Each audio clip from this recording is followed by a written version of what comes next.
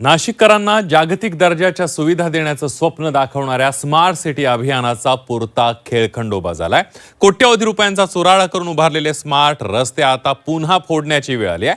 महापालिकेच्या महासभेत सर्वपक्षीय नगरसेवकांनी स्मार्ट सिटीच्या अजब कारभाराची अक्षरशः चिरफाड केली आहे। नाशिक स्मार्ट सिटीच्या नावानं खेळखंडोबा।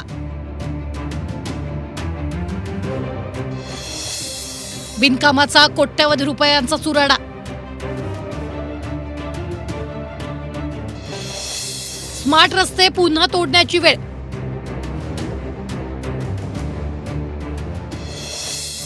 नव्वदहून जास्त सीसीटीव्ही कॅमेरे कागदावरच। स्मार्ट सिटीच्या नावाखाली नाशिककरांच्या पैशांची कशी उधळपट्टी सुरू आहे याचं जिवंत उदाहरण नाशिकमध्ये पाहायला मिळतंय।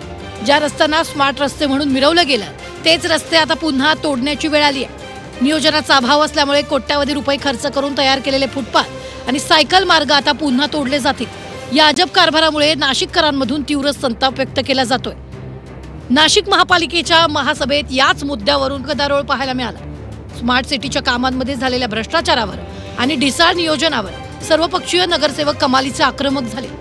कोट्यवधी रुपयांचा चुराडा करणाऱ्या या कंपनीवर आणि अधिकाऱ्यांवर कारवाई का होत नाही असा थेट सवाल लोकप्रतिनिधींनी उपस्थित केला।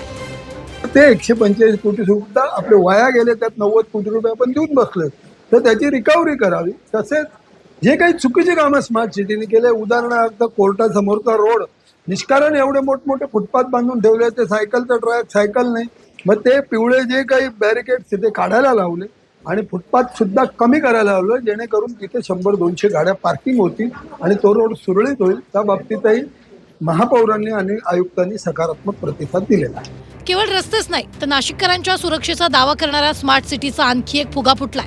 शहरात सुरक्षेसाठी लावण्यात येणारे तब्बल 90 पेक्षा अधिक सीसीटीव्ही कॅमेरे अद्याप कागदावरच आहे। निविदा निघाल्या, कोट्यवधीचं बजेट मंजूर झालं, पण प्रत्यक्षात गुन्हेगारीला चाप लावणारी ही तिसरी डोळा यंत्रणा अद्याप गायब आहे। एकीकडे करदात्या नाशिककरांच्या खिशातून कोट्यवधी रुपये स्मार्ट सिटीच्या नावानं वसूल केले जात असताना दुसरीकडे मात्र नाशिककरांना रोज खड्डे, जीवघेणी वाहतूक कोंडी आणि धुळीचा सामना करावा लागतोय। जेवढा आकडा मला आलेला आहे 83 कोटी खरं तर महाआयटीला देण्यात आले होते, पण त्याचे सीसीटीव्ही काही बसवण्यात आले नाही, ते कार्यान्वित नाही आणि त्याचा उपयोग खरं नाशिक महानगरपालिका किंवा नाशिक शहरासाठी झालेला नाही। या पार्श्वभूमीवरती असं सांगण्यात आलं की कोणताही एक नया रुपया आता नाशिक महानगरपालिका हा स्मार्ट सिटीत गुंतवणार नाही। नाशिकला स्मार्ट बनवण्याचं स्वप्न दाखवणाऱ्या अधिकाऱ्यांनी शहराला एका नव्या समस्येच्या गर्तेत ढकलले, हे आता लपून राहिलेलं नाहीये।